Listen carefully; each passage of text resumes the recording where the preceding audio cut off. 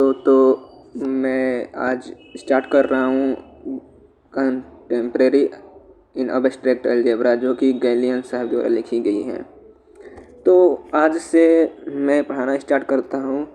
तो हम लोग जब शुरू करेंगे ग्रुप थ्योरी या अब्स्ट्रैक्ट अलजेब्रा, तो उसकी जो भी प्रीलिमिनरीज हैं, मतलब कि प्रीलिमिनरीज मतलब होता है कि जो भी प्रारंभिक तैयारियाँ हैं, मतलब उसके बेस हैं, उसके बारे में अध्ययन करेंगे पहले, जिससे कि आगे का जो भी क्वेश्चंस होंगे या टॉपिक्स होंगे वो इन सभी टॉपिक्स से ही रिलेट करेंगे। जब तक कि आप इसके बारे में जानकारी अच्छे से नहीं लेते हैं, आगे आप ग्रुप थ्योरी में आने वाले सवालों में फंस सकते हैं। तो सबसे पहले मैं आज शुरू करूँगा वही बेसिस जो होता है। तो हमारा आज का सबसे पहला टॉपिक है, जिसका नाम है,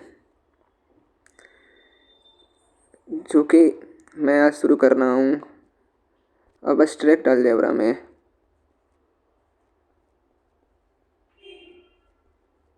अब्स्ट्रैक्ट अलजेब्रा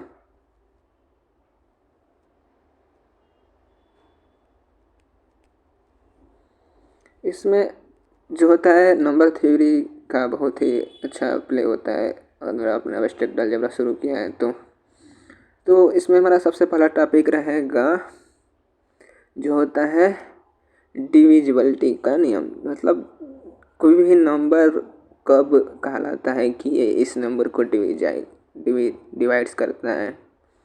तो मैं उसी को एक डिफिनीसन के तौर पे लिख रहा हूँ, यहाँ पे आप सब देख सकते हैं। तो डिफिनीसन मैं लिखूँगा, जो कि ये हमारा फर्स्ट टॉपिक्स होगा।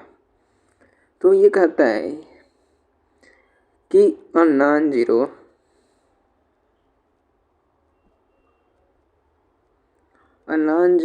इंटीजर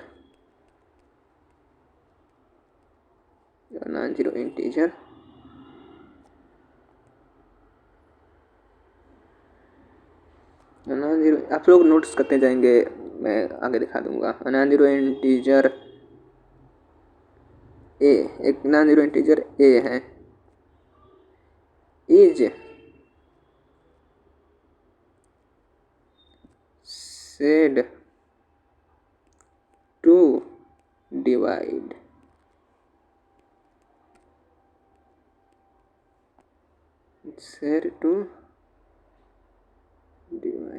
यार ऐसे तो ये इधर चला जा रहा है।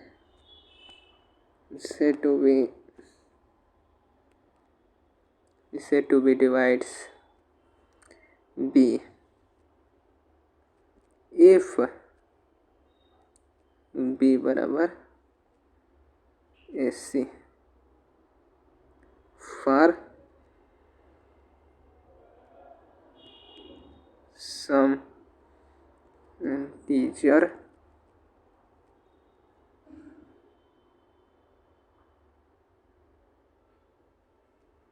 C, and we express it as a divide b। मतलब कि क्या है ये? तो ये मैंने डिफिनेशन लिखा है कि a non zero integer a is said to be divides B, मतलब ए बी को डिवाइड्स करेगा इफ़ बी बराबर एस सी। मतलब बी जो है वो डिविजिबल होगा ए से। कब? जब ए में किसी भी इंटीजर से मल्टीप्लाई करने पर बी को पा सकते हैं। मतलब यदि आप ए में किसी भी नंबर से मल्टीप्लाई करेंगे तो आपको बी मिल जाएगा। इसका मतलब ये है कि ये जो ए है ये बी को डिवाइड्स कर रहा है। तो मैं एग्जांपल से आपको बता देता हूँ। जैसे आप सबको पता होगा कि 2 4 को डिवाइड करता है, सबको पता है। तो यहाँ पर हमारा ये हो गया और ये हो गया बी। तो क्या है, मैंने लिखा था कि A is said to be divides B, मतलब ए बी को डिवाइड्स करेगा इफ़ बी बराबर ए सी। तो देखिए ए को आप डिवाइड्स करेंगे मतलब बी को ए से डिवाइड्स करेंगे जैसे, तो दिखाता हूँ मैं। जैसे ये अपने 2 से 4 को डिवाइड किया तो 2 दूनी 4 होता है और ये यहाँ पर आ गया 0। ठीक, तो इसका मतलब ये क्या है कि ये b है, तो b बराबर ए सी लिख के रूप में सकते हैं, जहाँ पर c कोई सम इंटीजर्स है। तो ये जो चेंज मिलता है ये हमारा होता है c। तो इस प्रकार से हम इस चीज़ को ये इम्प्लाई करता है कि b बराबर ए क्या है हमारा 2 इंटू में c हमारा क्या मिला 2। तो यहाँ पर यही अब कह रहा था कि यदि b a को डिवाइड्स करता है, ए बी को डिवाइड्स करता है तो कोई इंटीजर सम इंटीजर एग्जिस्ट करेगा कि उसको उस किसी इंटीजर से गुणा करने में ए से वापस b मिल जाएगा, तो उसको हम उस ए को b का डिवाइडर कहेंगे, मतलब वो उसका डिवाइड करता है। तो यही था हमारा डिवाइडर। तो होप करता हूँ ये आपको पूरा अच्छे समझ में आ गया होगा कि क्या है चीज़। तो ये था हमारा b बराबर ए इंटू सी। यहाँ से आपका प्रूफ मिल गया। तो आप समझ गए होंगे कि आखिर ए डिवाइड्स करता है b को। तो ये बहुत ही एक बेसिक चीज़ है जो कि आपको पहले से पता होगा, तो आप इसे नोट्स कर सकते हैं। ये आगे बहुत ही काम आएगी यदि आप किसी थ्योरम को प्रूफ करेंगे तो ये था। तो इसकी मैं प्रॉपर्टी भी लिख देता हूँ कुछ, जो इसकी प्रॉपर्टीज होती हैं कुछ, तो वो मैं इधर लिखता हूँ यहाँ पे। तो क्या लिखूँगा मैं, properties the following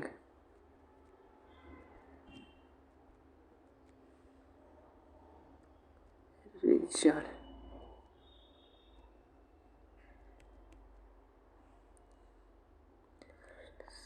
are the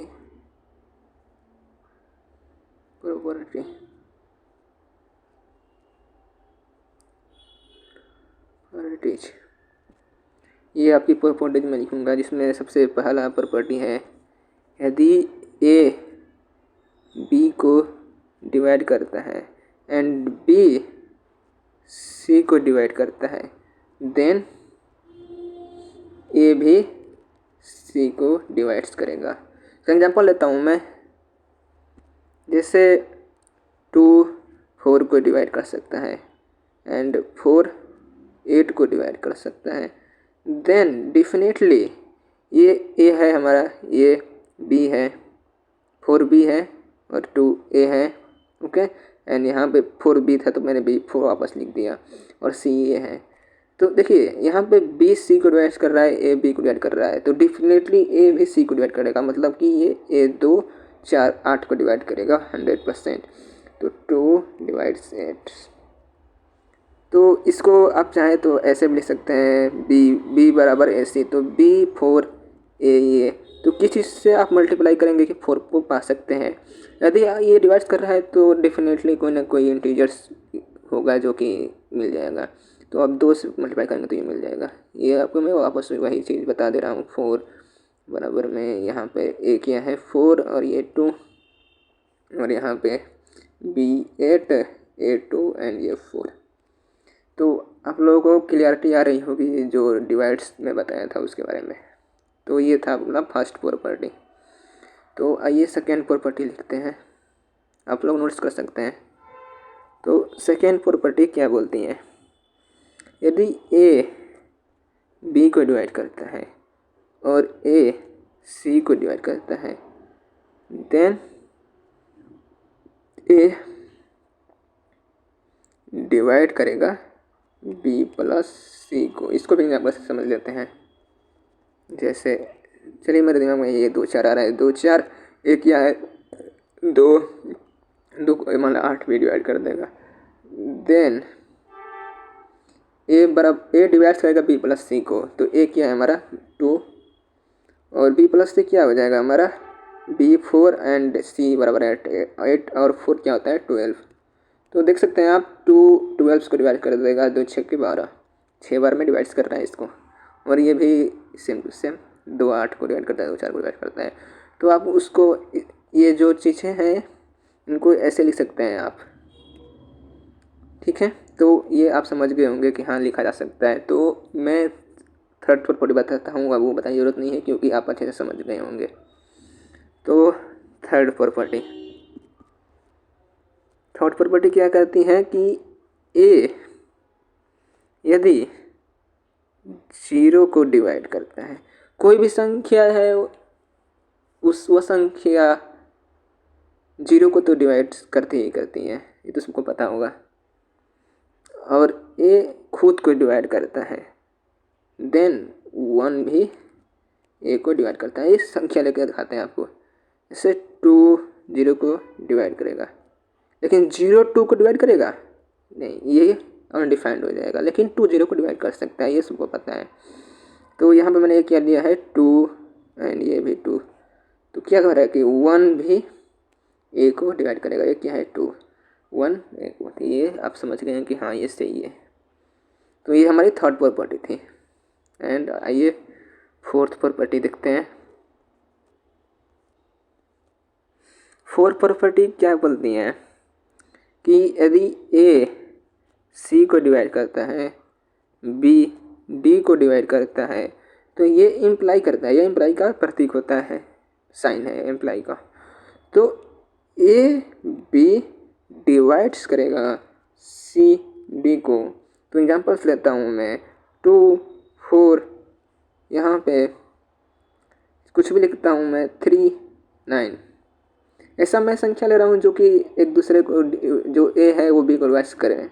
आप ऐसी संख्या नहीं लेंगे जो कि डिवाइड ना करें, तो मैं इसलिए लिया हूँ। तो देखिए ये क्या बोल रहा है कि ए सी को डिवाइड करता है, बी डी को डिवाइड करता है, तो ए बी भी सी डी को डिवाइड करेगा। तो ए बी ए ये है, ये बी है, तो ए बी मतलब ए यहाँ 2 है, यहाँ ये है, तो 2 3 6, ये 6 हो गया। और सी डी क्या होगा 4 9 36। देख सकते हैं आप कि यदि ए सी को डिवाइड कर रहा है, बी डी को डिवाइड कर रहा है, तो ए बी भी सी डी को डिवाइड कर रहा है। ये एग्जाम्पल आप देख सकते हैं। तो ये हमारी चौथी प्रॉपर्टी होती है इसकी। आइए शुरू करते हैं। मैं पांचवी प्रॉपर्टी बताता हूँ आपको। तो पांचवी प्रॉपर्टी क्या है कि यदि ए बी को डिवाइड कर रहा है, बी ए को डिवाइड कर रहा है, तो ये इम्प्लाई करता है कि ए बराबर में प्लस माइनस बी। जरूरी नहीं है कि ये बी पॉजिटिव ही हो, नेगेटिव भी हो सकता है, क्योंकि यदि हम 2 से 4 को डिवाइड कर रहे हैं तो 2 तो 4 को डिवाइड करने के साथ ये -4 को भी डिवाइड कर रहा है, इसलिए यहाँ पर ए बराबर प्लस माइनस लिख दिया। ये आप ध्यान देंगे इस चीज़ को।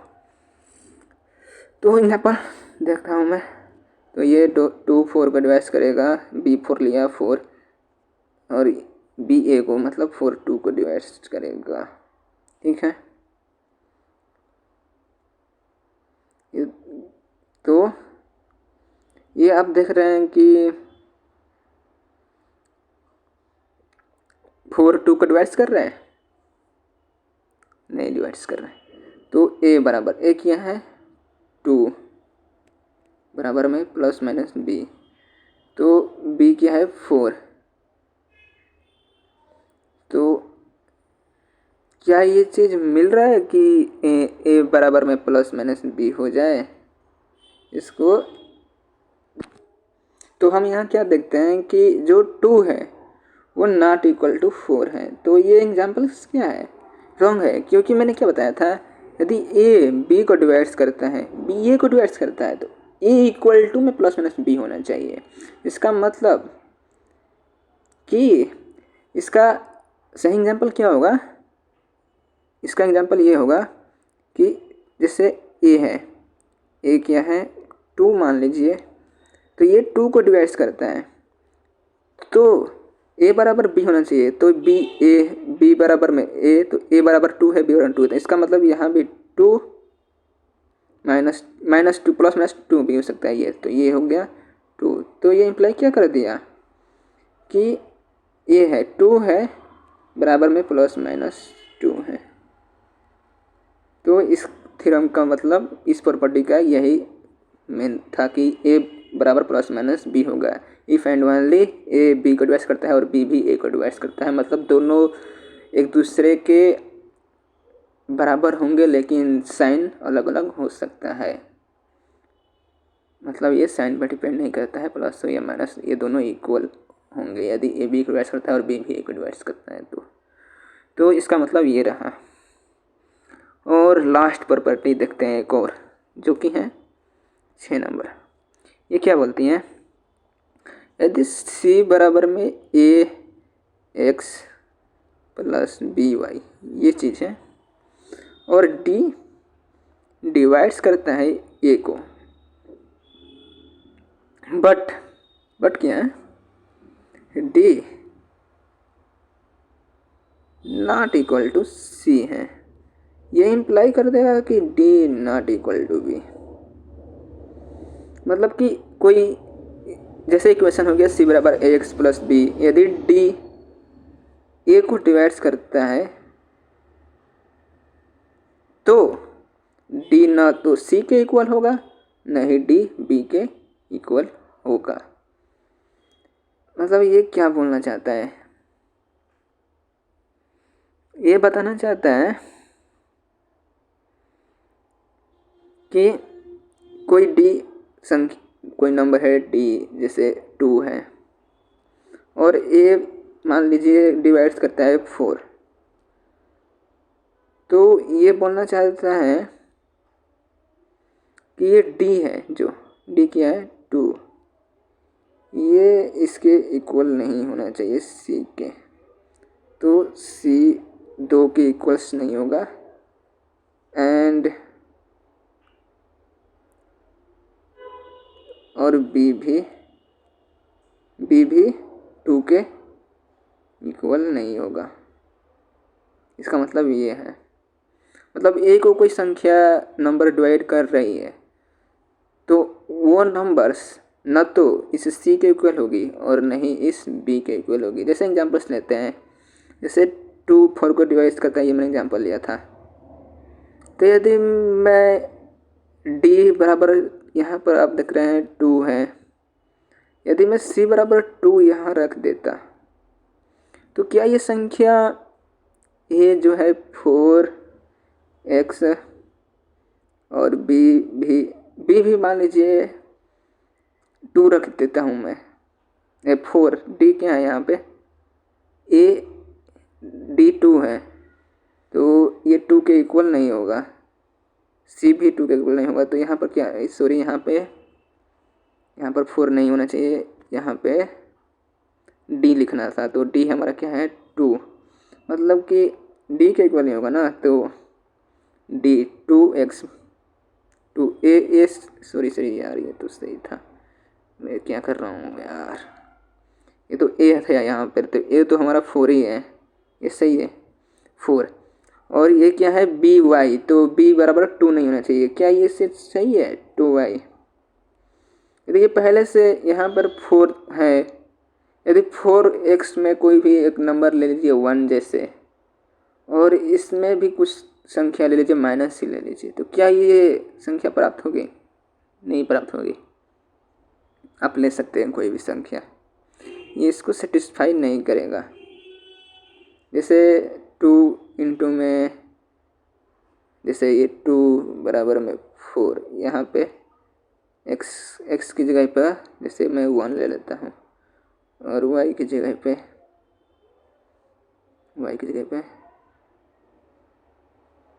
ये 2 ले लेता हूँ। देखिए यहाँ पर निगेटिव नंबर्स नहीं लेना है, ठीक है।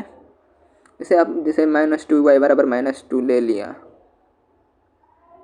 ठीक है, तो माइनस 2 दूनी के 4 0 हो जाएगा। सपोज आप निगेटिव नंबर भी लेंगे तो ये इसके इक्वल्स कभी नहीं आएगी, तो आप निगेटिव नंबर्स भी लेकर चेक कर सकते हैं, ये नहीं आ रहा है तो ये देख लीजिए आप 4 प्लस में 4, ये क्या है, नॉट इक्वल टू है। और यदि मैं माइनस लेता हूँ यहाँ पे सपोज करिए, ये -4 हो जाएगा और 440, ये इक्वल है नहीं है। तो इससे क्या प्रूफ होता है कि यदि कोई संख्या d a को डिवाइड्स करती है तो वो संख्या में जो d नंबर है जो डिवाइड कर रहा है a को, वो तो ना तो c के इक्वल्स होगा, नहीं वो b के इक्वल्स होगा। तो यह था हमारा आज का, जो कि एक संख्या दूसरे संख्या को डिवाइड्स करती है तो क्या क्या इफ़ेक्ट्स होता है। तो इससे हमारा एक थ्योरम्स निकल के आता है, तो उस थ्योरम्स का यूज आगे होगा। तो उस थ्योरम्स का नाम है, वो मैं बताऊंगा अभी आप लोगों को, क्योंकि उसी थ्योरम्स के लिए मैंने इतना सारे बताया नहीं। तो ये सब तो आप लोग पहले से जानते होंगे ये सारी चीज़ें, लेकिन इन सब का प्रयोग कैसे होता है वो सबसे महत्वपूर्ण चीज़ होती है। तो मैं बताना चाहता हूँ जो थ्योरम है जो इससे निकल के आती हैं। ये थ्योरम कैसे निकल के आया, जैसे कोई संख्या ये डिवाइड्स करिए, मान लीजिए वो संख्या डिवाइड्स नहीं हो, कोई रिमाइंडर मिल जाए, ठीक है। जैसे आप 2 से 9 को डिवाइड करेंगे तो यहाँ पर रिमाइंडर 1 आएगा, 2 चौक 8। तो ये तो डिवाइड्स नहीं है, तो उसके लिए एक थ्योरम्स आया जो बताता है कि दो संख्या एक दूसरे को यदि डिवाइड्स नहीं करती है तो वो डिवाइजिबल जो रूल है उस रूल के हिसाब से कैसे उस संख्या में जो बड़ी संख्या है छोटी संख्या से डिवाइड्स करने पे कैसे उसको लिखा जा सकता है, यही वो चीज़ बताती है। उस थ्योरम्स का नाम है मेरे दोस्तों यूक्लिड्स एल्गोरिथम। कुछ लोग पहले से पढ़ लिए होंगे तो आप लोग देख सकते हैं कि हाँ कुछ समझ में आ रहा है अच्छे से, तो ठीक है मैं कंटिन्यू रखूँगा। तो इक्विवेलेंस क्या कीजिए, लेट करिए कि कोई के पॉजिटिव नंबर है जो कि एक इंटीजर है, b an integer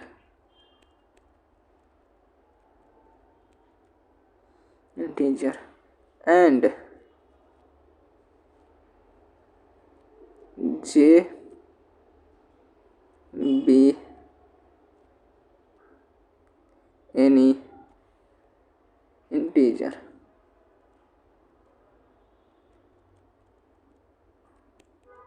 j be any integer then there exists, ये देयर एग्जिट्स का साइन होता है यूनिक इंटीजर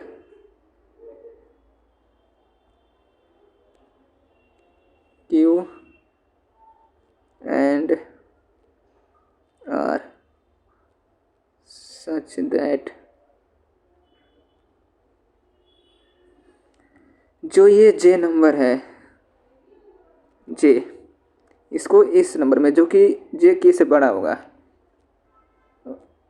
के क्यू प्लस में आर, वेयर क्या है कि जो ये आर है, आर ये 0 से बड़ा होगा आर और के से छोटा होगा। ये इसकी शर्त है आर की, जो कि आर होता है रिमाइंडर, ठीक है। ये दिस थ्योरम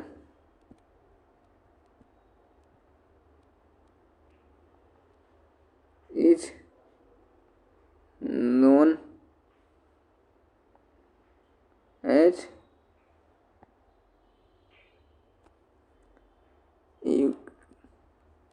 यूक्लिड्स एल्गोरिथम।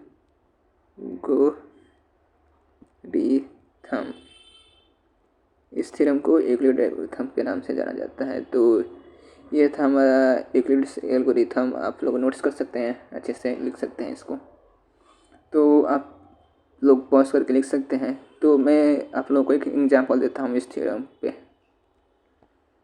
तो मैं इधर एग्जांपल देता हूँ कि एग्जांपल्स क्या है। मैंने क्या बताया था कि कोई के ग्रेटर देन 0 कोई संख्या है। संख्या चलिए मानता हूँ, आप कुछ भी संख्या बोल सकते हैं, जैसे मैं चलिए 13 मानता हूँ, ठीक है। और जे बी एनी इंटीजर्स, कोई भी इंटीजर्स सब लिख लेता हूँ मैं, छोटा बड़ा कुछ भी हो सकता है जे, तो आप लिख सकते हैं, ठीक है। तो क्या लिख देता हूँ, चलिए एक बार मैं जे को छोटा लूँगा, एक बार बड़ा लूँगा, तो पहले मैं बड़ा ले लेता हूँ एक बार, ठीक है। तो 20 ले लेता हूँ मैं जे। तो ये क्या बोलता है कि यहाँ पर एक यूनिक इंटीजर एग्जिस्ट करेंगे क्यू एंड आर, जिनको ये यहाँ पर ये इसकी आपका जे है, यहाँ पर ये के है। दो, अगर कोई दो संख्या दे रखी है, तो यदि इनमें को यूक्लिड एल्गोरिथम के हिसाब से लिखते हैं, तो मैंने 20 को जे माना है, तो इसको आप लिख सकते हैं, इसको इस करता हूँ। तो 20 को आप क्या लिख सकते हैं, यदि 20 को आप 13 से डिवाइड करें, तो 20 को 13 से डिवाइड करेंगे तो कितनी बच जाएगा, 1 बार। 13 दूनी 26, तो बड़ा हो गया 1 बार गया। तो यहाँ पर क्यू ये एक यूनिक इंटीजर है, इसके अलावा कुछ नहीं आएगा, इससे न छोटा, ये यूनिक रहेगा हमेशा। तो आपको देख सकते हैं कि कितने संख्या कम पड़ रही है 20 में, तो 20 में से 13 जाएगा 7, ये भी यूनिक है। ये आर हो गया आपका, ये हो गया आपका क्यू। तो आप क्या देख रहे हैं कि ये था हमारा जे और ये है के। तो आप देख सकते हैं कि जे बराबर में के क्यू प्लस आर के रूप में इन दो संख्याओं को लिख दिए। तो यूक्लिड एल्गोरिथम ये करता है कि यदि दो संख्याएं हैं जिनमें से एक संख्या दूसरी संख्या से बड़ी है या छोटी भी है, तो उसको भी इस रूप में लिख सकते हैं, जैसे आप 0 से मल्टीप्लाई करेंगे। तो जैसे चलिए मैं इसी एग्जाम्पल्स को मैं 13 को जे एंड 20 को के मान के बताता हूँ आपको। तो उसको यूक्लिड के रूप में कैसे लिखेंगे, जैसे मैंने मान लिया, सपोज कर लीजिए, जैसे उसे इसी एग्जाम्पल्स को यदि मैं जे बराबर में 13 और के बराबर 20 मानता हूँ, तो आप इसको कैसे लिख सकते हैं यूक्लिड एल्गोरिथम के हिसाब से। तो जे है हमारा 13, तो 13 को 20 से डिवाइड करेंगे तो आप देख रहे हैं कि 1 बार नहीं, इसका मतलब किसने बजा रहा है, ये 0 बस जा रहा है, ये 0 का मल्टीपल्स है, और प्लस में क्या आ जाएगा 13। तो यहाँ पर क्या देख रहे हैं आप, ये हो गया के, ये हो गया क्यू, ये हो गया आर, और ये था जे। तो ये भी आपका लिखा गया यदि बड़ी छोटी भी हो तो क्वेश्चन में कहेगा वो कि कौन सी संख्या का बड़ी है कौन छोटी, अगर ये प्रयोग करना होगा तो आपको बता देगा। तो ये यूक्लिड एल्गोरिथम से कुछ आगे चीज़ें आती है, जैसे आपको करेक्ट टेस्ट, कॉमन डिवीजन, उसके लिए इसलिए आप ये यूक्लिड एल्गोरिथम पढ़ते हैं। तो वो मैं अगले लेक्चर्स में शुरू करूँगा। तब तक यहाँ तक कोई भी डाउट्स हो किसी को भी, तो वो मुझसे पूछ सकता है कभी भी। मैंने फर्स्ट लेक्चर में अपना डिटेल्स बताया था, तो ये आज का लेक्चर्स रहा पूरा। मैं आशा करता हूँ कि आप सबको बहुत ही अच्छे से समझ में आया होगा।